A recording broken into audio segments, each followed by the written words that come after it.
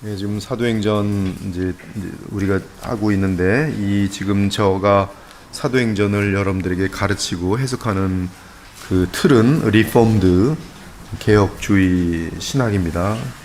특별히 개혁주의에 서서 우리 교회의 특징이 개혁 복음주의로서 그리스도 중심으로 성경 전체를 아우러서 보고 있기 때문에 이제 개혁주의에 전혀 위배되지 않는 그런 그림 속에서도 예수 그리스도를 중심으로 한 그러한 뚜렷한 그러한 어떤 사도행전에 대한 그런 이해가 될 것이에요. 지난주에 우리가 이제 마태 마가까지 예수께서 이 땅에 살아 계시면서 그가 죽고 십자가에 돌아가시고 부활하시게 될 때에 어떠한 일들을 하실 것인지에 대한 미리 제자들에게 알려주신 내용들을 잠깐 점검해 보았고요. 그때 이제 방대한 내용들을 다루다 보니까 몇 페이지 나가지 못했는데 오늘은 요한복음부터 계속 보겠습니다. 여기 지금 뒤에 그려놓은 것을 가지고 여러분들이 계속 참조하시면 좋을 것 같고요. 여기 그 주의 나라라고 되어 있는데 저 위에는 계속 왕노릇하는 그 위치는 여전히 구약하고 연결되는 낙원이라고 보시면 전혀 하자가 없겠어요. 그래서 여기 낙원 이렇게 됐고요. 그 요한복음에서 보면은 세례 요한은 구약의 마지막 선지자입니다. 선지자 또는 예언자 같은 단어인데요. 프라핏이라는 단어를 이제 개역개정 같은 경우는 선자라고 번역했고요.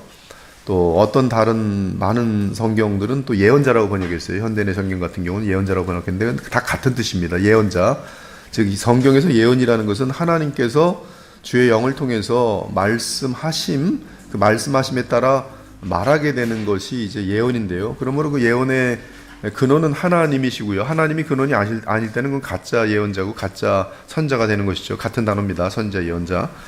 근데 지금 이제 세례 요한 같은 경우는 구약의 마지막 선지자예요. 구약의 마지막 선지자로서 세례 요한은 구약이 무엇인지를 우리에게 굉장히 뚜렷하게 보여주는 그러한 마지막 즉 구약 모든 것을 총체적으로 요약하는 그러한 그림이고요. 그러면서 이제 구약은 결론적으로 구약의 마지막 선자가 예수 그리스도를 친히 자기 눈으로 보면서 영접하고 그를 사람들에게 소개하는 것처럼 구약은 예수 그리스도를 소개하는 그러한 역할로서 우리는 세례 요한을 통해서 구약이라는 의미가 바로 그것이구나라는 것은 결론을 내릴 수가 있는 것이죠.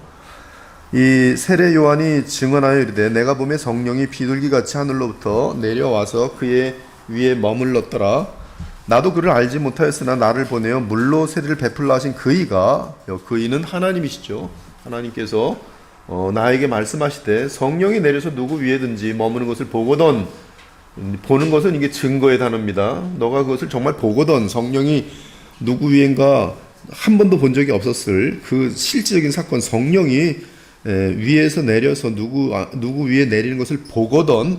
그가 바로 그 성령이 임하는 그가 곧 성령으로 세례를 베푸는 이인 줄 알라 하셨기에 내가 보고 그가 성령을 베푸시는 하나님의 아들 메시아이심을 증언하였노라 이 뜻이 되겠어요. 이때 이 성령이 내려서 그 메시아 그 하나님의 아들 그분의 가장 중요한 특징은 성령으로 세례를 베푸는 이런 성령으로 세례를 베푸신다.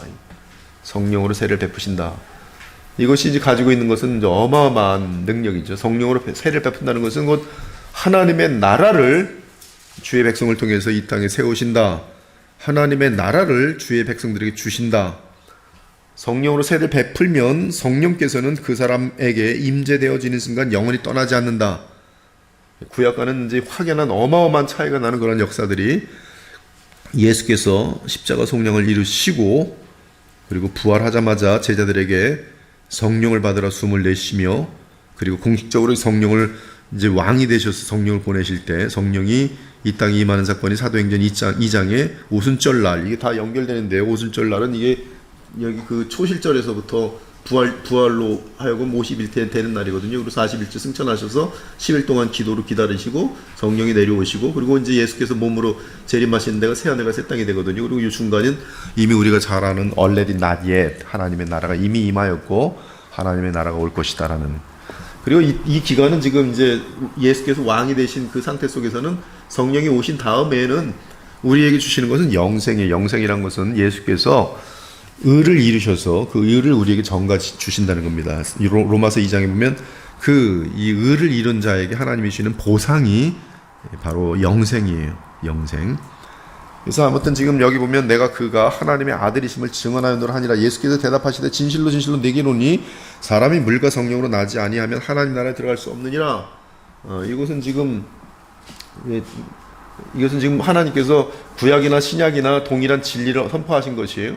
구약도 마찬가지로 물과 성령으로 나야지 하나님 나라 들어갈 수 있고요. 근데 이제 하나님 나라가 이제 오는 거죠. 하나님 나라가 이제 예수께서 십자가에서 속량을 치르시고 그리고 부활하실 때 그의 나라가 준비돼요. 하나님의 나라가 예수님의 나라가 준비되고 그 나라는 이제 이 땅에 임하게 됩니다. 물과 성령으로 나지 않으면 하나님 나라 들을 수 없어요. 누구든지 구약이든 신약이든. 그러나 구약이든 신약이든 구원받은 자들은 하나님 나라에 들어가도록 돼 있어요. 육으로 난 것은 육이요 영으로 난 것은 영이니 내가 네게 거듭나야 하겠다는 말을 놀랍게 여기지 말라. 바람이 임으로 불매 네가 그 소리는 들어도 어디서 와서 어디로 가는지 알지 못하나니 성령으로 난 사람도 다 그러하니라. 이 갈라디아 4장에 보면은 이삭이 성령으로 났다라고 분명히 언급되어 있습니다.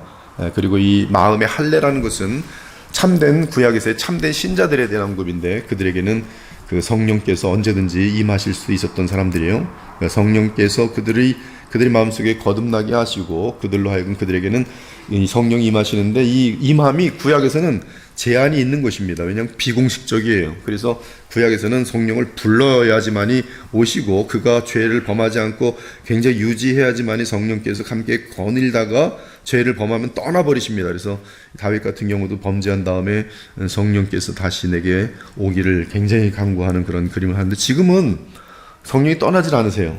여러분 안에서 그것이 예수께서 이루신 어마어마한 사건입니다. 즉 여러분에게는 지금 이 상태 속에서는 우리는 성령이 떠나질 않아요. 단지 여러분들이 성령을 불순종하게 되면 성령을 마음을 상하게 하고 또 그리고 그 성령을 상하게 하면서 여러분에게 쓴 열매가 맺혀질 때 시기까지 하시는 야고보 4장에 의하면 시기까지 하시는 성령께서 가만두질 않으세요. 이는 그를 믿는 자마다 영생을 얻게 하려 하심이라. 영생을 얻게 하려 하심이라. 예수께서는 하나님의 아들로서 특히 둘째 사람 그리고 마지막 아담으로서 우리를 위해서 태어날 때부터 십자가에 죽기까지 호흡을 마치는 순간까지 하나님의 말씀을 완벽하게 지키심으로 흠없는 어린 양으로서 입증됩니다. 흠없는 어린 양으로 입증되면서 그가 죽을 때 그는 곧 우리를 위한 완전한 의를 우리에게 주실 수 있는 분이 되시고 그 의를 얻어내신 것이 완전한 의를 얻어내신 것이 곧 하나님으로부터 영생을 줄 수 있는 그러한 자격을 얻게 되신 거고 그러므로 누구든지 그리스도를 믿는 자마다 영생을 얻게 돼요. 구약에서는 영생이라는 단어가 없습니다. 구약에서는 생명이라는 단어가 있어요.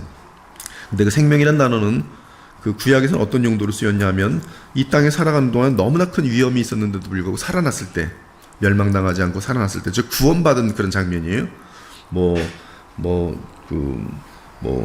여러 가지 하여튼 대단히 위험함 속에서 이스라엘 민족이 멸절당할 뻔할 때 하나님께서 그를 구원해 주시면은 그것을 가지고 생명을 얻었다 이렇게 표현하고 있어요. 그러나 이제 그것의 실체는 이 땅에서의 어떤 목숨을 건지는 그 정도가 아니라 지금 이 실체는 지옥으로부터의 영원한 구원을 얻게 되는 그 영생이 우리에게 보상으로 주어지는 것을 알게 됩니다. 그래서 하나님이 세상을 이처럼 사랑하사 독생자를 주셨으니 이는 그를 믿는 자마다 멸망하지 않고 영생을 얻게 하려 하심이라. 하나님이 그 아들을 세상에 보내신 것은 세상을 심판하려 하심이 아니요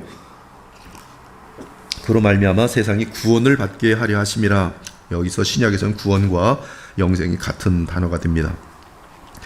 또한 구원과 성령의 내재하심이 같은 것이 돼요. 그를 믿는 자는 심판을 받지 아니하는 것이요 믿지 아니하는 자는 하나님의 독생자의 이름 즉 독생자 그분의 행하신 일과 그분의 인격 그분을 믿지 아니함으로 벌써 심판을 받은 것이니라.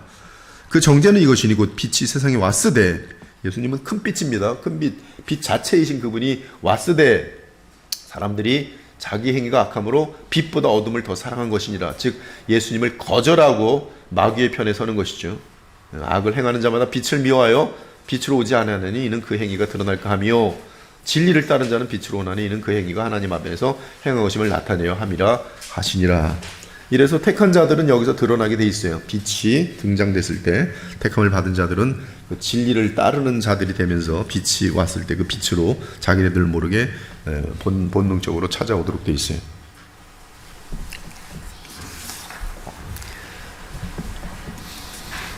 이 에덴 그림에서 보시는 것처럼 그 에덴은 하늘과 땅이 연결된 곳이고요. 죄가 들어오면서 땅에서 감추어진 생명나무가 이제 감추어지게 되고요.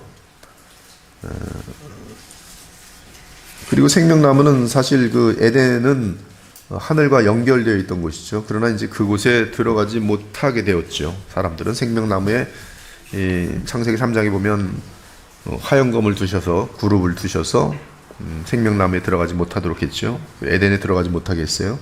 그러므로 인간은 죄가 들어온 다음에는 하늘과 연결고리가 끊어집니다. 그러나 오실 그리스도를 믿고 의지하죠. 구약에서는 오실 그리스도를 믿고 의지해요. 그래서 그 오실 그리스도에 대한 모든 것들이 다 예표로 되어 있어요. 성막, 성전, 이 모든 것들은 모형입니다. 모형이에요. 모형을 가지고 하나님께서 보장하신 약속이 하나님의 보장입니다. 하나님은 그 보장, 하나님의 그 신뢰는, 하나님의 그 신용은 무한합니다. 그 하나님의 무한한 신용을 가지고서 예수 그리스도를 통한 죄사함에 대해서 선언하세요. 구약에서부터. 그러므로 구약에서는 이 크레딧, 하나님께서 보장하신 어마어마한 크레딧을 자녀들이 갖고 크레딧 카드를 쓰는 거예요. 그래서 그 효력은, 죄사함과 영생의 효력은 크레딧 상태 속에서 다 누리게 돼 있어요. 그러나 실적으로 그 빛은 이들의 죄사함 및 이들이 사용한 모든 그 어떤 용도들, 축복들에 대한 빛은 지금 그리스도에게 계속 누적되죠. 하나님이 보장하시는, 누적됩니다. 그리고 십자가 속량으로 그 빛이 다 탕감되고도 무한하게 많아져요. 그래서 지금은 우리를 위해서 데빗 카드예요.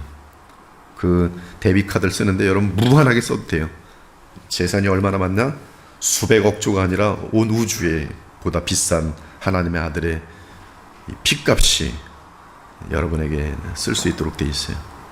그러므로 구약에서는 신용을 근거로 하여 죄사함과 생명을 얻었고, 신약 우리는 지금 예수님이 이 지불하신 다음부터는 무한한 데빗 속에서 여러분이 7번에 70번씩 죄를 범할지라도 진실된 마음으로 회개할 때는 언제든지 죄사함을 받고, 그것이 한둘입니까? 여러분이 날 때부터 죽을 때까지 짓는 죄가 얼마나 많겠습니까? 여러분이 회개한다고 해서 다 회개하는 게 아닙니다. 우리가 기억 못하는 죄가 훨씬 많아요.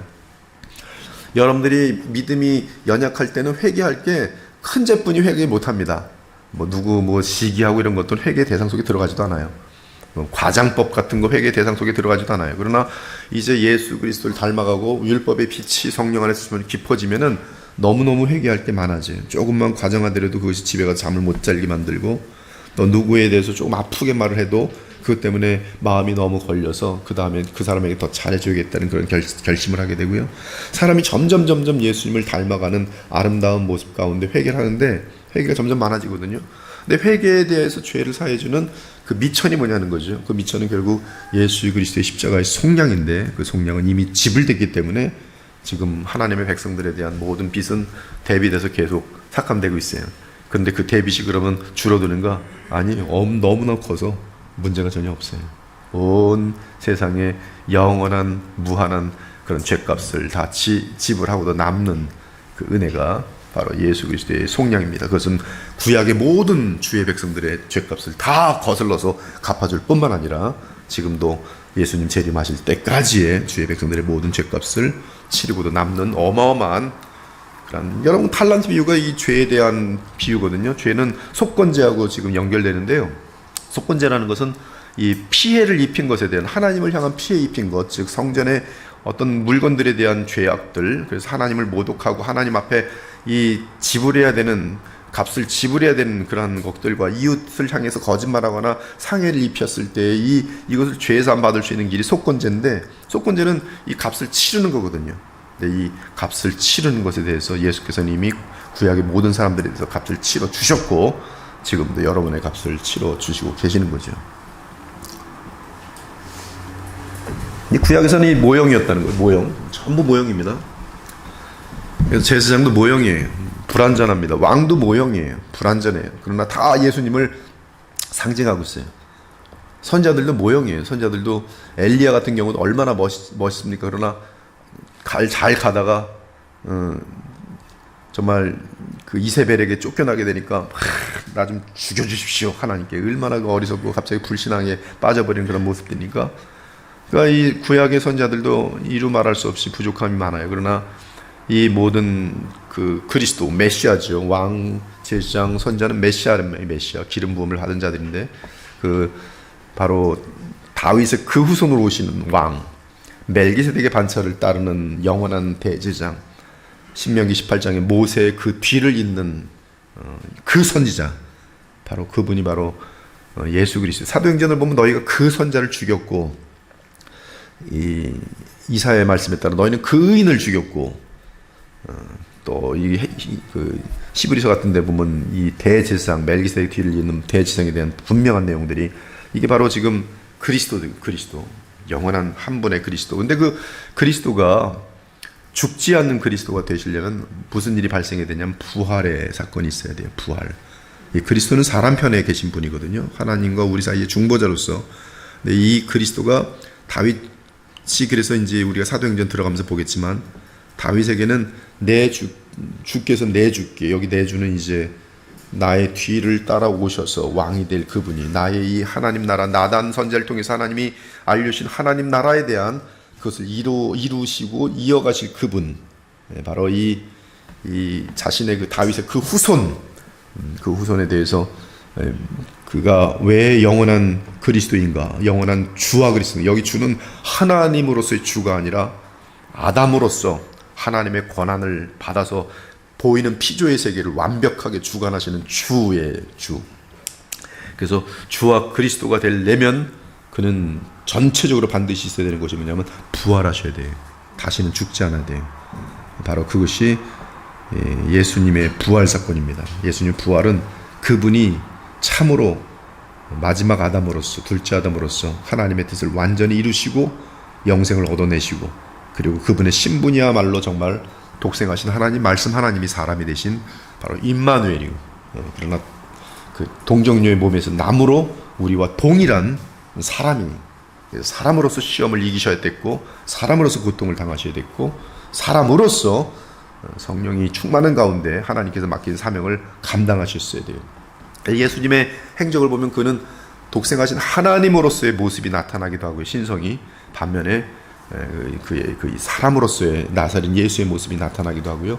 그러나 이제 우리 편에서 볼 때는 이 나사렛 사람이신 예수님의 그 역할이, 그래서 디모데전서 2장 5절에 하나님도 한 분이시오, 하나님과 사람 사이의 중보자도 한 분이시니 곧 사람이신 그리스도 예수라라고 되어 있어요. 그래서 이 예수님이 오심으로 말미암아 뭐가 바뀌냐면 영적인 환경이 바뀌어요. 즉 원시 시대가 아니고 창세기 3장 15절에 보면 프로토 가스펠 원시 복음이거든요. 그 복음이 쭉 발전되다가 이제 이사야 53장 같은 데 보면 정확하게 어린 양 예수에 대한, 그가 어떻게 고통받는지에 대한 너무나 분명한 그런 내용들과 함께 이제 마침내 하나님의 아들이 사람의 몸을 입고 오시는 그 사건이 딱 발생하게 되는데요. 발생하게 되면서 이제 이 모든 모형들은 동시에 다 이루어지게 되는 것이. 그래서 이 환경이, 예를 들어서 구약에서는 이제 원시인들처럼 뭐 타는 것도 없었다가 뭐 말이나 타고 다니다가 오다음에는 뭐 그 다음에 이제 했는데, 이제 신약에 딱 오면은 비행기가 갑자기 생겨서 비행기로 날아다니는 거예요. 우리 인간의 편에서는, 즉 죄와의 싸움에 있어서, 마귀와의 싸움에 있어서, 하나님의 형상을 회복하는 데 있어서 구약에서는 굉장히 그 모형밖에 없는데 여기는 실제가 와버린 그런 상태이기 때문에 이들이 우리를 보면 너무나 부러워하죠. 나도 신약에 태어났었으면 얼마나 좋았을까. 여러분들은 그런 대상이에요. 성경에서 보면 여러분이 그 예수께서 나타나신 그 이후의 삶을 살아가는 자들은 얼마나 복됐을까. 구약 사람들이. 그래서 히브리서 11장도 보면 너희들이 아니하고서는 지금 이러한 내용들이 적용될 수 없다고 얘기하는 거예요. 즉, 그러니까 우리는 이 지금 복음 안에서의 누리는 이 프리빌리지라고 하는데 그 특권들, 이런 것들을 놓치면 구약 백성들하고 동일한 신앙생활을 하는 일들이 많아요. 제 부족한 소견으로는 이 땅에 너무나 많은 교회들이 그냥 구약교회예요. 구약교회. 신약의 교회는 이 그림자로 있었고 모형으로 있었던 것이 실제가 되면서 이걸 누려야 돼요. 누리면 믿음이죠. 복음의 능력이죠. 내 힘이 아닙니다. 여기서 제일 중요한 그 능력의 그 하나님께서 예수께서 보내시는 우리에게 주시는 능력의 그는 뭐냐면 성령이세요. 성령. 성령에 대한 지금 이 시대에 성령에 대해서는 굉장히 그 교회의 역사 속에서 그 참 하나님의 이름을 참남되게 한 일도 너무나 많고요. 지금도 이 성령은 하나님의 이름이거든요. 제 3계명에 여호와 이름을 망령되이 일컫지 말라 하는데 그 죄를 성령의 이름으로 너무나 많이 지금 저지르고 있어요. 망령된 죄악들을 한두 개 저지르는 게 아니죠. 근데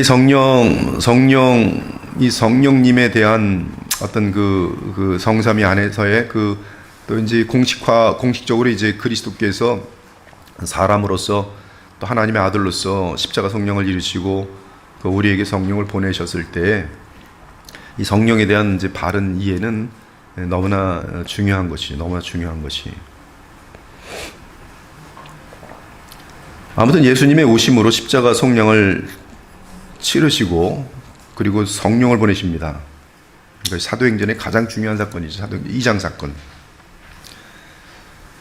이제 우리가 다음 주쯤에 이 성령에 대해서, 성령 강림에 대해서 굉장히 깊게 다룰 거예요. 물과 성령으로 거듭난 자들이 영생을 얻게 됩니다. 영생을 얻게 돼요. 하나님 나라를 얻게 됩니다. 이제 불러야 성령께서 오시는 것이 아니라 새 언약 가운데 그리스도를 믿고 의지할 때 처음에 언약이 맺혀지면서 새 언약이 맺혀지면서 성령의 내재가 허락됩니다. 영원한 내재예요. 다시는 떠나지 않으세요. 성령은 우리를 떠나지 않으세요. 내재하신 성령께서는 완성된 말씀을 수단으로 하여서 우리를 이끄십니다. 이 영생도 어떻게 보면은 원래 낮의 개념이에요. 영적으로 성령 안에서 영생을 주셨고 그 영생은 예수 그리스도의 재림과 함께 우리에게 이 부활체를 주심으로 말미암아 새 하늘과 새 땅에서 살게 되는 그것이 영생의 완성이죠. 이 생명이란 것은 땅이라는 것이 언제나 전제되거든요. 우리가 지금 영생을 지금 이 땅에서 누린단 말이에요. 그렇지만 그 영생의 완성은 결국 로마서 8장에 보면 하나님의 아들들이 구원을 받는 속량을 받는 그 속량이 정확하게 그 영생의 완성, 예수 그리스도의 육체적 재림과 함께 우리가 부활체를 얻게 되는 그러한 내용들인데요. 하나님 나라도 원래는 낮에대로 돼 있어요. 구약에서는 성령의 역사가 이슬비 같았다고 하면 지금은 소낙비입니다. 구약에서는 그 복음으로 인한 성령의 역사가 촛불이라고 하면 지금은 태양빛이에요. 촛불과 태양빛을 비교할 수 있습니까? 그러니까 여러분들은 이 바르게 복음을 이해하고 바르게 복음을 적용한다면 태양빛의 그 강렬함을 누릴 수 있는 거예요. 그래서 이 예수님 오셨을 때 남은 자가 몇 안 돼요. 안나랄지 시므온이랄지 정말 극소수입니다.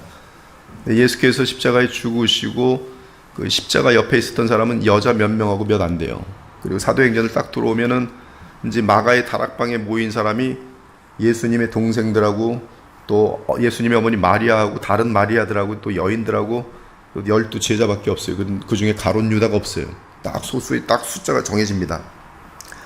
근데 예수께서 부활 승천하시고 그들이 전념을 다해서 기도하고 있을 때 성령을 기다리면서 10일 동안 그 숫자가 다시 모이면서 120명 정도가 돼요. 그래서 120명 정도 모일 때 베드로는 이제 그 가룟 유다 대신에 사도를 하나 세우죠. 그래서 마띠아가 이제 사도로 세워지게 되고, 그리고 이제 성령 강림과 함께 베드로가 이제 그 현상을 요엘서를 통해서 설명하면서 복음을 증거하고 너희가 죽인 이 예수 그리스도를 하나님께서 주와 그리스도가 되게 하셨다라고 할 때, 그러면 우리가 어찌하면 좋겠습니까? 회개하고 주 예수 그리스도를 믿으라 할 때, 그때 회심한 사람이 3,000이 120명에서 3,000, 5,000 그게 늘게 되는 거예요. 순식간에. 그럼 지금 그 현상은 지금도 동일하게 가능해요. 지금도 성령의 역사를 의지하면서, 그리고 정말로 120명처럼 간절히 기도하면서 복음을 정확히 알고 부활하신 예수 그리스도를 그들은 눈으로 본 사람들이거든요. 그것은 그들에게는 죽음이란 건 전혀 문제가 되지 않아요. 죽어 보았자 하나님 예수님 곁으로 가는 것이기 때문에 그걸 너무나 분명히 알았어요. 막달라 마리아도 마찬가지고. 그렇기 때문에 그들은 죽음이란 건 두렵지 않고 세상 사람들이 자기를 어떻게 보는지 관심이 없어요. 이들도 다 구원의 대상일 뿐이고 신속히 복음을 전해야 되는 거예요. 그 힘이 얼마나 강하겠습니까? 지금 이 교회가 그 이단들만도 못하게 힘이 없는 이유는 이 복음에 대한 그 흥분과 거룩한 흥분이죠. 이런 것들이 많이 부족하고 그냥 항상 자기 입장 속에서 그냥 신앙생활 하려는 그냥 그런 구약 비슷한 그런 신앙생활이 지금 유지되고 있기 때문에 뭐 여러분들은 이제 매일 모임에서 배우니까 좀 이해를 하지만 정말 몰라요. 40년, 50년 장로가 되고 목사가 돼도 성경 한번 제대로 읽어보지도 않고 성경이 뭘 얘기하는지도 모르고 설교하라고 하면 아무 데서나 그냥 끄집어갖고 자기의 주관도 없는 그냥 듣기 좋은 설교를 하면서 그냥 같이 굴러가는 거예요. 그러니 거기에 이게 복음을 정확히 알고 바르게 이해하고 내게 기도로 적용하면서 그래야지만이 나타날 수 있는 이런 어떤 성령으로 말미암는 그런 어떤 역사들이 나타날 텐데 그게 이제 없으니까 신천지가 오면은 성경 따져보자 그러면 성경을 모르니까 도망만 다니죠. 그래서 기껏 교회 가는 거는 신천지 사절합니다. 얼마나 창피한 얘기입니까?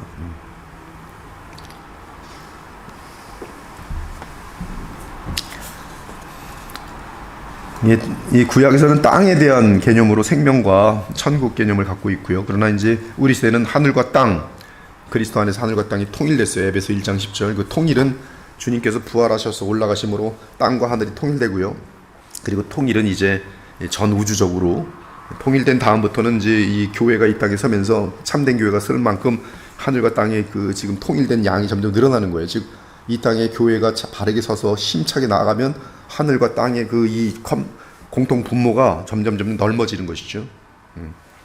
그러다가 이제 예수께서 오실 때는 모든 악한 것들을 다 멸하시고 하늘과 땅이 전 우주적으로 통일돼 버리는 것이 그것이 하늘과 땅을 통일시키는 것이 예수 그리스도의 오신 목적입니다. 그때는 영적이며 육체적일 뿐만 아니라 총체적인 것이죠. 그리고 전 우주적인 거예요. 그것이 하늘과 새 땅이죠. 새 하늘과 새 땅이.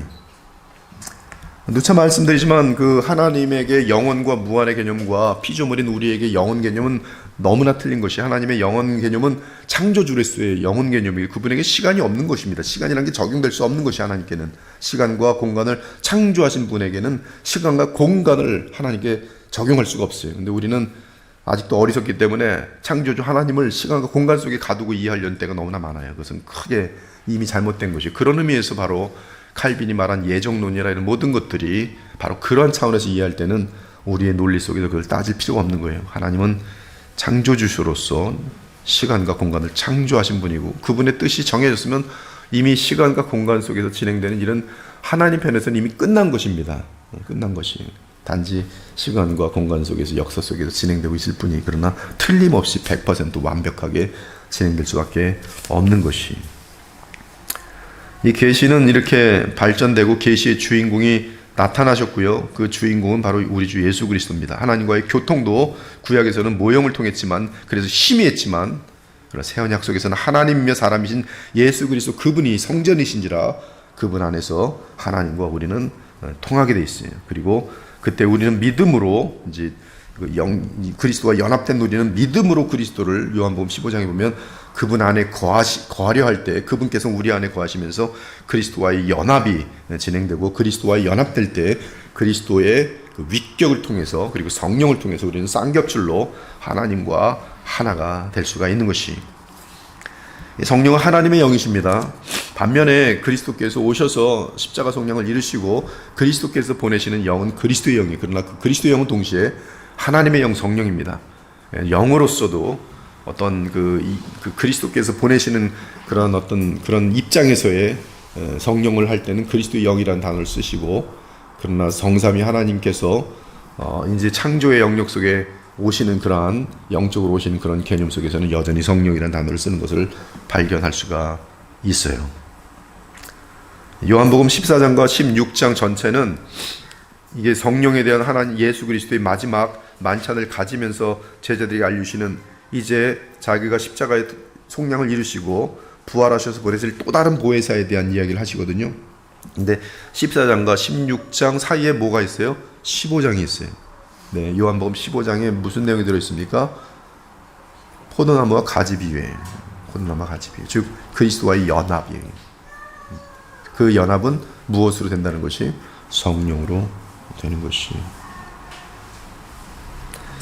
16장 보면 성령으로 인해 하나님이 우리 안에 계십니다. 그것이 예수께서 이제 십자가에서 이루실 일이에요. 그리고 부활 승천하셔서 성령을 보내실 때 이루어질 일이에요. 성령께서 성령을 보내실 때 우리에게 성령이 그리스도의 영이 임하게 되면서 우리는 바로 그리스도와 하나가 되고, 그리스도 하나가 되면서 하나님께서 우리 안에 계시고 우리는 그 하나님 안에 거하게 되는 그런 그림이 돼요. 요한복음 17장은 16장까지 성령에 대한 이야기를 하시고, 17장은 뭐냐면 예수님의 마지막 기도예요. 이 땅에 계실 때 마지막 기도, 대제사장으로서의 기도입니다. 그 기도의 내용은 우리가 하나인 것처럼 저들도 우리와 하나 되게 하소서요. 어떻게 우리와 하나 돼요? 바로 그리스도께서 보내시는 성령에 의해서 하나님과 하나가 되는 것이.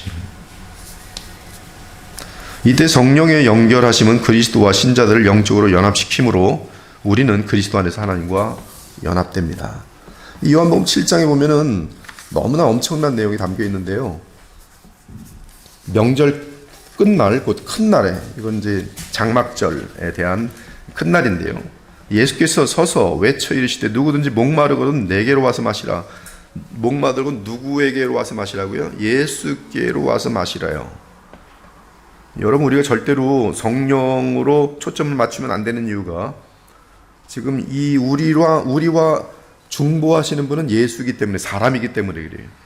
사람과 사람으로서 우리가 의식하면서 예수 그리스도를 주와 그리스도로 모시고 그분을 믿을 때, 즉 예수님 내게로 와서 마실 때, 예수님 그분께로 가서 마실 때 주님을 믿으면 그 예수께서 우리에게 주시는 것이 성경의 이름같이 성령을 부어주시고, 성령을 우리가 받게 되면 그 배에서 생수의 강이 흘러나오는 것이, 이는 그를 믿는 자들이 받을 성령을 가리켜 말씀하신 것이라. 그런데 요한복음 7장 39절에 보면 이 말씀을 하시면서 가장 중요한 힌트를 가로로 쳐넣어요.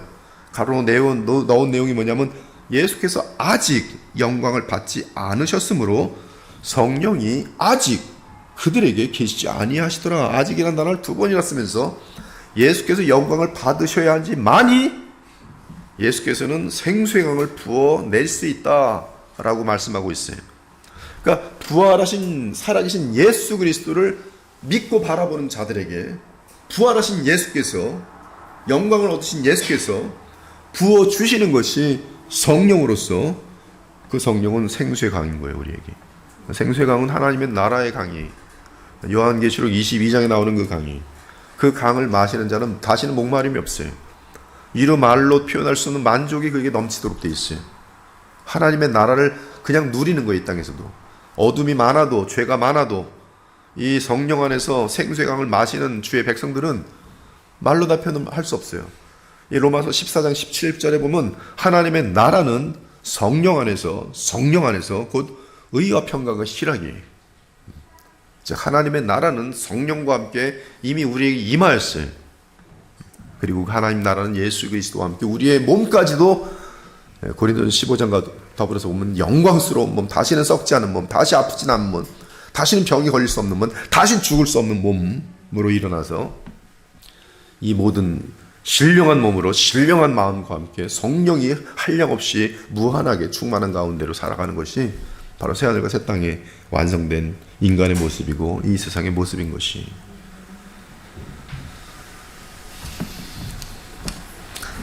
내가 아직 너희와 함께 있어서 이 말을 너희에게 하였거니와 보혜사 곧 아버지께서 내 이름으로 보내실 성령, 아버지께서 누구의 이름? 예수 그리스도의 이름으로 보내실 성령. 엄청난 예수님의 말씀은 완벽합니다. 아버지께서 내 이름으로 보내실 성령.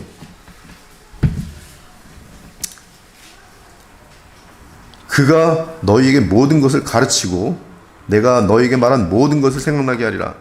이때 제자들이 예수님을 쫓아다니면서 다 기록하지 못했어요. 그 말씀 하나를 다 기록하지 못했지만 제자들은 그냥 뒤에서 쌈질을 하면서 예수님 앞장가 맨날 뒤에서 왔어요. 네가 크냐 내가 크냐 이것만 했어요. 제자들은 그들이 무슨 예수님 말씀을 무슨 기억했겠습니까? 제대로 아무것도 이해도 못하고 쫓아다니는 거죠. 예수님 부활하신 다음에도 부활 안 믿어요, 제자들이. 안 믿어요. 그래서 다 예수님 죽으니까 다 낙심해서 배신감 느끼면서 딴짓들 하고 있잖아요. 그렇게 그런 사람 뭘 기록을 하겠어요. 그런데 그들이 이제 예수께서 보내시는 성령을 받고 나서는 다 기억이 나는 거예요. 3년 동안 지냈을 때 예수님 하신 말 좀 다 기억나요. 그래서 그 기록하고 쓰고 그래서 이 내용은 지금 그 성령으로 말미암아 이 사복음서니 이런 모든 것들이 이제 기록되어지는 것을 보고 장래일은 이게 미래를 점쳐준다는 것이 아니라 바로 성경 속에서는 저 끝날 인류의 종말까지도 내다볼 요한계시록 같은 것들의 기록을 지금 분명히 알려주는 거예요. 즉 성령으로 이 사도 요한 같은 경우는 반모섬에서 성령으로 충만한 가운데 그 예수 그리스도로부터 계시를 다 받잖아요. 받고서 그 계시를 써놓은 것이 뭐예요? 인류 종말까지 그리고 그 이후까지의 영원한 미래의 것들, 즉 예수님의 것을 가지고 말씀하시는 성령으로 그 모든 것들을 기억하며 쓰게 되는 것이죠. 요한일서를 보니까 나의 자녀들아 내가 이것을 너에게 쓰면 너희로 죄를 범하지 않게 하려 함이라. 만일 누가 범하여도 아버지 앞에서 우리에게 대언자가 있으니, 이때 대언자가 왜 대언자라고 번역을 했는지 모르겠어요. 정확하게 파라클레토스, 보혜사예요. 우리에게 보혜사가 있으니 누구예요? 그 보혜사는 예수님 보혜사입니다. 보혜사, 즉 우리에게 은혜를 한량없이 베푸시는 분이, 하나님의 이름으로 우리에게 한량없는 은혜를 베푸시는 보혜사가 있으니 곧 의로우신 예수 그리스도라. 근데 그 보혜사께서 또 다른 보혜사를 우리에게 보내신다 그랬어요. 요한복음 16장에 14장에. 그래서 이 14장과 16장에서 보면 또 다른 보혜사는 누구예요? 성령이세요. 즉 예수께서는 육체의 몸을, 즉 부활의 몸을 입으신 영광의 보혜사고 하나님 보좌 우편에 계시고, 그리고 그분께서 우리에게 보내시는 성령, 또 다른 보혜사는 우리 마음속에 내재하시는 보혜사예요. 이 하늘에 계신 보혜사와 이 땅에 우리 마음속에 와 계신 보혜사는 같은 분이에요, 영적으로는. 그러므로 우리 안에 보혜사가 있다는 말은 성경 뭐라 되냐면 너희 안에 그리스도가 있는다, 그리스도가 있다. 로마서 8장에도 보면은 그리스도의 영이 너희 안에 있으면 그렇게 얘기했는데, 바로 그 다음 보면 같은 바로 다음 절에 8장 9절 10절 정도 됐는데요, 그리스도가 너희 안에 있으면 영이 빠져요. 즉 그리스도의 영이 우리 안에 있는 것은 곧 그리스도께서 우리 안에 있는 것이. 고린도 후서 같은 데도 너희 안에 그리스도가 없으면, 그냥 영이라고 쓰지 않아요. 그리스도가 없으면 너희는 버림받은 자다. 즉 그리스도의 영이 우리에게 있는 것은, 성령이 계신 것은 그리스도가 우리 안에 있는 것이, 보혜사가 있는 거예요. 하늘의 보혜사, 그러므로 우리 안에 내재하시는 보혜사, 하늘의 보혜사는 예수 그리스도고 그분께서 보내신 또 다른 보혜사 성령은 우리 안에 내재하시는 보혜사예요. 성령이 내 안에 계신 것은 곧 그리스도께서 내 안에 계신 것이에요. 이것이 비밀이죠. 그래서 골로새서 13장 5절, 골로새서 1장 27절, 이 비밀, 새 언약의 신비한 역사, 성령으로 인한 역사, 즉 하나님께서 그리스도 안에서 우리에게 안에 거하시는 것, 성삼위 하나님이 우리 안에 거하시는 것, 그리스도께서 우리 안에 거하시는 것, 육체를 가진 그리스도께서 우리 안에 영으로 거하시는 것, 심지어 성삼위 하나님이 우리 안에 거하시는 것, 이것이 새 언약 시대의 비밀이 우리에게 이루어진 것이. 그래서 골로새 1장 27절에 보면 이것이 비밀이니 너희 안에 계신 그리스도라. 고린도후서 13장 5절도 이 비밀이니 너희 안에 계신 그리스도라. 즉 하나님과 우리 피조물이 그리스도 안에 성령을 통해서 연합된 것이죠. 요한복음 15장 26절 보니까 내가 아버지께로부터 너에게 보낼 보혜사 곧 아버지께로부터 나오시는 진리의 성령이 오실 때 그가 나를 증언하실 것이요. 이 성령이 오셔서 제일 많이 하시는 일은 바로 누구를 증언해요? 예수 그리스도예요. 그러니까 여러분이 성령의 충만을 받으면 점점 마음이 어디로 쏠리게 되냐면 예수님을 증거하는 쪽으로 쏠려요. 근데 여기 이제 많은 지혜가 필요하죠. 증거를 하긴 하되 매일 아침 저녁부터 볼 때마다 예수님이다 이건 지혜롭지 않은 거잖아요. 정말 소중한 그러한 관계를 유지하면서 정성을 다하다가 중요할 때 내가 너에게 가장 주고 싶은 것이 있어. 뭔데? 예수님 주고 싶어. 그렇게 증거하는 거죠. 물론 거절 받을 수도 있고 그리고 평소에는 우리 2024년의 교회 표처럼 그리스도의 향기가 되는 것, 그것이 계속적으로 복음을 증거하고 있는 것이죠. 향기처럼 엄청난 메시지는 없는 거예요. 너희도 처음부터 나와 함께 있었으므로 증언하니라. 즉 성령도 우리를 통해서 증거하시고, 우리는 또한 말씀 보고, 또한 그 제자들은 지금 예수 그리스도를 체험했기 때문에 그 자기의 체험적으로 그리스도를 증거하는 것이 진행되는 것이죠. 요한복음 16장 1절에 보니까 내가 이것을 너희에게 이름은 너희를 실족하지 않게 하려 함이니 사람들이 너희를 출교할 뿐 아니라 때가 이르면 물은 너희를 죽이는 자가 생각하기를 이것이 하나님을 섬기는 일이라 하리라. 이것은 지금 당장 보면 사도행전에 보면 그대로 일어납니다. 지금 이 대제사장들과 이 바리새인들과 사두개인들이 보면 하나님의 일을 하는 것처럼, 특히 그 중에 대표적인 인물이 사울이죠. 사울은 하나님의 일을 열심히 하기 위해서 살기가 등등해갖고, 이게 이 복음을 모르고 율법만 알고 있는 사람들의 특징이 살기가 등등해. 살기. 여러분, 살기가 등등한 사람은 가짜들이에요.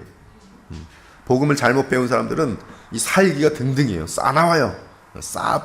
말려만 들면 뭐 싸나냐고 대들어요. 자기 주장 표독하게 증거하는 일에만 관심이 있어요. 자기를 드러내는 일에만 관심이 있어요. 사울도 그런 사람이었어요. 율법의 완벽한 그런 깨달음들을 갖고서 그런데 뭐만 놓쳤어요. 복음만 모르고 있어요. 성령 안에서 그 예수 그리스도를 알 수가 없었어요. 그러나 그 다메섹 도상에서 부활의 예수 그리스도를 만났을 때 그에게는 성령께서 임하시면서 곧바로 모든 것이 성경이 다 이해가 되는 것이에요. 누가복음 24장에 보면 예수께서 그의 영으로 그의 눈을 열어주실 때야 비로소 하나님 말씀을 바르게 이해하게 되는 거예요.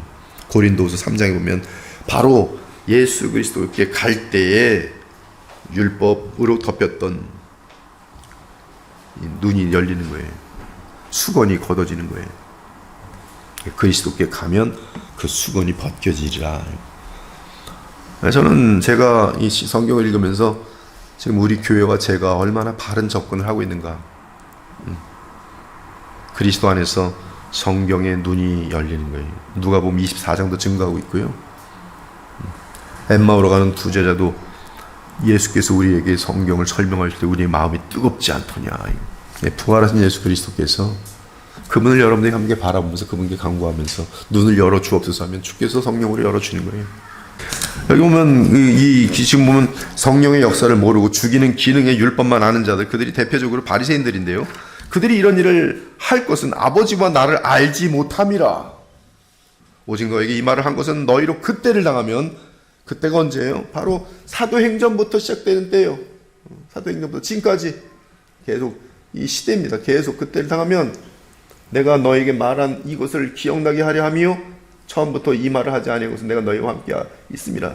성령의 인도하심을 따라서 말하게 되는 거예요. 여러분, 지금도 여러분들이 성령의 충만함을 따라서 깨어 있으면 모든 상황 가운데에서 이게 성경에 뭐 이렇게 하라 저렇게 하라 다 써 있질 않아요. 그냥 이 모든 이 배경이 다 틀려지는데 그때 성령에 따라서 판별이 되는 거예요. 그리고 거기서 지혜라는 것이, 성령의 역사가 지혜거든요. 지혜가 움직이면서 어떻게 하는 것이 이 사람에게 위로를 줄 수 있고 어떻게 바르게 인도할 수 있는가, 이런 것들이 다 성령의 인도하심을 따라서 움직이면서 말하게 되는 것인데요.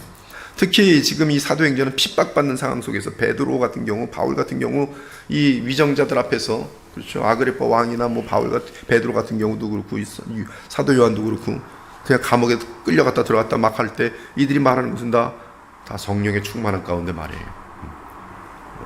성령의 충만한 가운데. 오직 너에게 말한 것은 너희가 그때를 당하면 내가 너에게 말한 이것을 기억나게 하려 하며, 즉 너희가 성령으로 말을 하게 될 것이다. 지금 내가 나를 보내신 얘기로 가는데 너희 중에 나도 어디로 가는지 묻는 자가 없고 도리어 내가 이 말함으로 너희 마음에 근심이 가득하였도다. 자기의 스승이 없었으니 얼마나 근심이 가득하겠어요. 그러나 내가 너에게 실상을 말하노니 내가 떠나가는 것이 너에게 유익이라. 유익이란 데다 동그라미를 쳐야 돼요. 지금 이 제자들에게, 예수님과 동행했던 이 제자들에게, 3년 동안 예수님을 보았던 이 제자들에게 이것보다 더 유익이다는 거예요. 이것보다, 지금 나를 눈으로 봤던 이것보다 더 유익이다. 그러니 지금 그 실체가 지금 우리에게 와 있는데, 우리는 지금 내가 예수님 살아계실 때 그때 낫더라면 믿음이 나 엄청 좋았을 텐데, 아닙니다. 예수님 말씀이면 지금 더 좋아야 돼요. 왜? 이것이 더 유익이기 때문에 그래요. 내가 떠나가지 아니하면 보혜사가 너에게로 오시지 아니할 거인데 가면 내가 그를, 보혜사를 너희에게로 보내리니 그가 와서 죄에 대하여 의에 대하여 심판에 대하여 세상을 책망하시리라. 죄에 대하여라면 그들이 나를 믿지 아니하며 의에 대하여라면 내가 아버지께로 간 너희가 다시 나를 보지 못하며 심판에 대하여라면 이 세상 임금이 심판을 받았음이라. 이번에 화요일날 그 유기쁨 목사님이 아주 재미난 말을 했어요. 사탄의 이빨이 다 빠져 있다고. 아, 멋있는 거예요. 없어요. 이미 지금 성령께서는 이 세상 임금을 다 심판하셨어요. 여러분이 성령으로 나갈 때는 여러분을 이길 수 있는 건 이 우주에 아무것도 없어요. 이 우주에. 그들이 할 수 있는 최후의 수단이 뭐예요? 죽이는 것밖에 없네요. 죽이는 건 우리에게 문제가 되지 않거든요. 오히려 바울처럼 오늘 죽어? 너무 기쁜 일이네. 주님 오늘 죽여 주시옵소서. 감사합니다. 제가 한번 말씀드린 적이 있었는데 제가 충격받았던 선교사가 하나 있다니까요. 주님을 위해 타는 게 내 소원입니다. 주님을 위해 타서 불에 타는 게 소원입니다. 그 사람한테 뭐가 두렵습니까? 일부러 나를 죽여주십시오 하면서 쫓아다니진 않겠지만은 죽음이 오면 그것은 오히려 내가 주님을 위해 탈 수 있는 건데, 타도 되는 건데, 그런 마음이 우리가 복음을 할 때 임하게 되는 그런 엄청난 담대함과 확신이죠. 죽음을 절대로 두려워하지 마세요. 토마스 보스턴에서 그 인간 본성의 사중 상태를 번역할 때 굉장히 마음에 와닿던 내용 중에 하나가 뭐냐면 죽음에 대한 예비에 대한 글이에요. 죽음에 대해서. 그러니까 평범할 때 모든 일들이 잘 될 때도 나는 오늘도 죽음을 겪을 수 있다라는 사실, 정말 그렇거든요. 운전하면서 신나게 동해안 놀러 가는데 그날 죽잖아요. 차 사고 나서.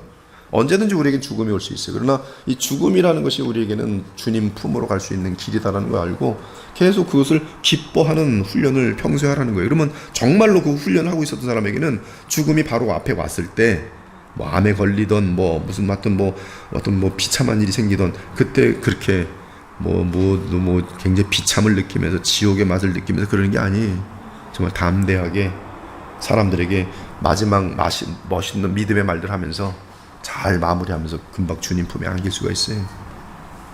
그래서 우리가 이 죽음에 대한 거는 그러므로 지금 이 세상 임금이 심판을 받았으면 과거형으로 돼 있어요. 내가 아직도 너에게 이를 것이 많으나 지금은 너희가 감당하지 못하리라. 그러나 진리의 성령이 오시면, 성령에게서 제일 중요한 거는 무슨 체험, 눈 돌아가게 만들고 자빠져서 거품 말게 만드는 게 아니라, 성령 춤추게 만드는 게 아니라, 비정상적인 사람으로 만드는 게 아니라, 신사도처럼 땅바닥에 기어다니게 만드는 게 아니라, 개거품 쏟는 게 아니라, 그건 마귀 들린 현상입니다. 마귀 들린 현상을 성령의 역사라고 치부하니 그것처럼 무서운 일이 어디 있습니까? 그것이 아니라 진리를 알아가고 예수 그리스도를 닮아가는 거예요. 사랑의 영이에요. 용서하고, 인간적으로 용서할 수 없는 사람을 용서하게 되는 것, 그것이 바로 성령의 역사예요. 용서할 수 없는 사람을 용서할 때, 용서하고 나서 얼마나만 하리스트, 이 추수를 하게 되는지 아십니까? 그거는 보통 큰 게 아니에요. 여러분, 내가 정말 이 사람을 용서할 수 없습니다. 그러면 용서할 수 없는 상태 속에서 지옥의 맛을 보는 거예요. 혹시 구원받는 신자랄지라도, 혹은 구원받지 못한 신자고요. 왜냐하면 10,000달란트 사함받았는데 100데나리온을 용서하지 않는 거예요. 여러분, 100데나리온이 얼마인지 아십니까? 지금으로 치면 한 1,000,000원쯤 돼요. 600만 원에서 한 1,000만 원. 왜냐하면 한 데나리온이 1당이거든요. 하루 1당. 1당이 지금 10만 원이면 1,000만 원이고, 6만 원이면 600만 원이고. 여러분에게 1,000만 원 손에 끼친 사람, 갑자기 그게 쉽게 용서가 되겠어요? 모르겠습니다. 여러분이 돈이 많으면 그까지 1,000만 원이야 모를지 모르겠지만, 상당히 즉 이 10,000달란트 용서 받아도 이 100데나리온을 용서 못하는 이 사람은 가짜로 드러나요. 우리가 주님의 가르침 기도를 할 때도 우리가 저들 용서하신 같이 우리의 죄를 사하여 주시며, 이거는 내가 용서한 만큼 주님의 10,000달란트의 죄사함을 누릴 수 있다는 뜻이에요. 하나님 나라를 누릴 수 있다는 뜻이에요. 즉 용서하지 못하는 사람은 일단 그 사람이 10,000달란트 탕감받은 지에 대한 의심을 사게 만들고, 둘째는 하나님의 나라를 계속 누리지 못해요. 그러나 자기를 부인하고, 여러분 1,000만 원 꿀떡 손해볼 때 그래 너 가져 그럴 때 눈팅 돌립니다. 근데 그렇게 하면서 용서해버리면 곧 순간에는 다 잃은 거죠. 용서하면서. 그러나 하나님이 보시고 너는 나의 자녀구나. 너는 나의 진짜 자녀구나. 그리고 반드시 보상해 주는데, 일단 대부분 용서받은 사람과 화복되는 일이 허다하고요. 그리고 하나님께서는 다른 많은 좋은 일들, 그런 것들을 허락하세요. 살아계신 하나님이. 용서해 본 사람만이 알아요. 용서했더니 하나님께서는 이렇게 해주시는구나를 한 2년 3년 지나면서 보게 되는데, 하나님 정말 살아계시구나. 용서하세요. 신자들이 제일 중요한 건 용서예요. 주님이 가르친 기도에 그게 들어있어요. 용서하셔야 돼요. 성령으로 용서하는 거예요. 성령 안에 있으면 용서가 돼요. 진리의 성령, 그가 내 영광을 나타내리니, 내 영광이 누굽니까? 예수 그리스도의 영광. 성령께서는 내 것을 가지고, 내 것이 누구예요? 그리스도의 속량, 그리스도께서 이 땅에 사시면서 이루시던 의, 내 것을 가지고 너희에게 알리시겠습니다. 그리스도께서 말씀하신 것들을 다시 한번, 성령은 성경과 뗄래야 뗄 수 없어요. 리폼드에서 가장 중요한 것은 성령의 역사는 곧 정경, 말씀과 함께 간다는 거예요. 지금 이 시대의 예언은 정경을 주의 뜻대로, 예수님의 뜻대로 해석하는 거예요. 그러니까 지금 이 시대는 성경 바른 해석이 성령의 가장 소중한 사역이에요. 그것이 바로 예언에 들어있는 그런 내용이라고 볼 수 있어요. 예언이란 단어는 신약에서는 성경이에요. 성경 곧 그것이 예언이에요. 베드로는 이 예언의 글은 다 성경이에요. 그가 내 것을 가지고 너에게 알리시겠습니다. 무릇 아버지께 있는 것은 다 내 것이라. 아버지께 다 주셨어요. 죽기까지 순종한 그에게 다 주셨어요. 그러므로 내가 말하기를, 그가 즉 성령께서 내 것을 가지고 너에게 알리시리라 하였노라. 조금 있으면 너희가 나를 보지 못하겠고 육체적으로, 그러나 또 조금 있으면 나를 보리라. 영적으로 예수님을 보게 된 것이. 제가 세가족부에서 이제 우리의 신자들의 샘플은 뭐냐면 바울이다. 바울이 다메섹 도상에서 예수 그리스도를 만남으로 말미암아 그 참신자가 되었다. 진정한 그리스도인이 되었다. 그러나 지금 우리는 부활하신 예수 그리스도 그 몸 자체와 함께 보지 못한다. 그러나 부활하신 예수께서 자신의 영을 우리에게 보내셨는데, 바로 우리가 주님과 함께 언약을 맺을 때 성령께서 우리 마음속에 오셔서 예수를 주라 신하게 하신다면, 바로 당신이 바로 예수 그리스도를 바울처럼 만나서 새로운 삶의 시작을 하는 것이다. 정확한 내용. 즉 내가 내 안에 성령이 계셔서 주를 신하고 있다면, 고린도 12장에 따라서 그렇다면 당신은 지금 거듭난 하나님의 백성이고, 그리고 하나님의 나라에 들어왔다. 그날엔 너희가 아무것도 내게 묻지 아니하리라. 내가 진실로 너에게 이르노니 너희가 무엇이든지 아버지께 구하는 것을 내 이름으로 주시라. 이것도 별표를 많이 해야 돼요. 예수 그리스도께서 이루신 그 업적과 그분의 살아계심, 그분이 그의 이름이거든요. 예수 그리스도, 영원히 성육신 하셔서 예수님이란 분이 존재하게 되셨고, 하나님이며 사람이신 예수님이 존재하게 되셨고, 그분이 이 땅에서 이루신 그 모든 사역, 그리고 이제 부활 승천하셔서 살아계신 예수 그리스도, 바로 그 이름으로 구할 때 다 얻을 수 있어요. 하나님의 뜻에 합당하고 그리스도의 이름에 합당하다면. 지금까지 너희가 내 이름으로 아무것도 구하지 아니하였으나 구하라. 그러므로 예수님의 이름으로 구하셔야 돼요. 예수님의 이름에 합당한 것을 구하시면 되는 거예요. 반드시 이루어져요. 계속 구하셔야 돼요. 하나님 예수 그리스도의 이름에 합당한 것이면 계속 구하십시오. 언제까지? 죽는 날까지. 죽는 날까지. 많은 사람들이 자기 생전에 자녀들이 구원받는 거 못 보고 죽는 사람들 많아요. 그러나 돌아가신 다음에 그 자녀들이 주님께로 돌아오는 일들 많아요. 평생 기도한 열매예요. 20장. 이날 곧 안식 후 첫날 저녁 때 제자들이 유대인들을 두려워하여 모인 곳에 문을 닫았더니 예수께서 오사 가운데 서서 이르시되 너에게 평강이 있을지어다. 이 말씀을 하시고 손과 옆구리를 보시니 제자들이 주를 보고 기뻐하더라. 예수께서 또 이르시되 너에게 평강이 있을지어다. 이 평강은 곧 성령을 주심과 맞물려요. 아버지께 나를 보내신 것 같이 나도 너희를 보내노라. 이 말씀을 하시고 그들을 향하여 숨을 내쉬며 이르시되 성령을 받으라. 하나님의 나라, 평강, 다 이것이 함께 성령 안에서 임하는 것이죠. 엄청납니다. 너희가 누구의 죄든지 사하면 사하질 것이요. 바로 성령으로 구성되는 너희 복수거든요. 교회.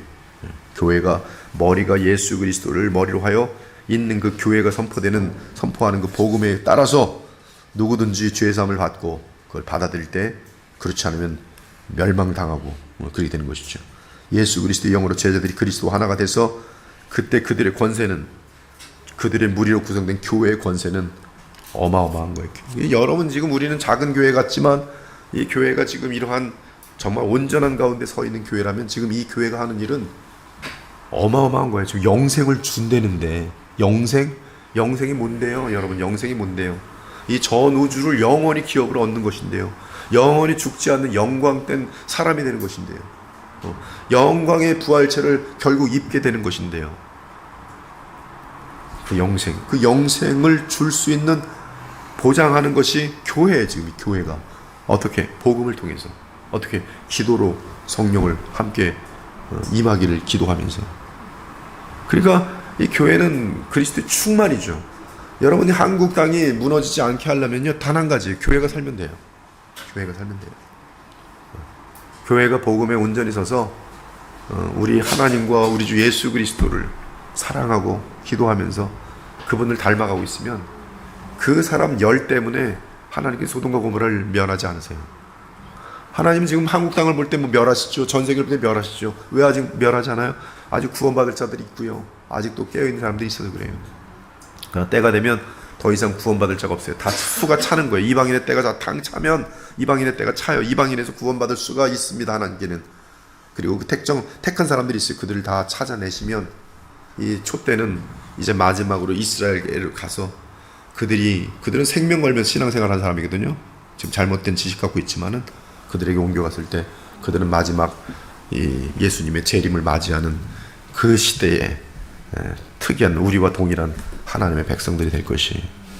누가복음, 이에 그들의 마음을 열어 성경을 깨닫게 하시고, 여기 이에 그들의 마음을 여시는 분이 누구예요? 그들의 마음을 열어 성경을 깨닫게 하시는 분이 누구예요?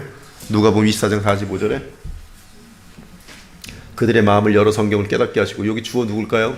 더 구체적으로 부활하신 예수 그리스도예요.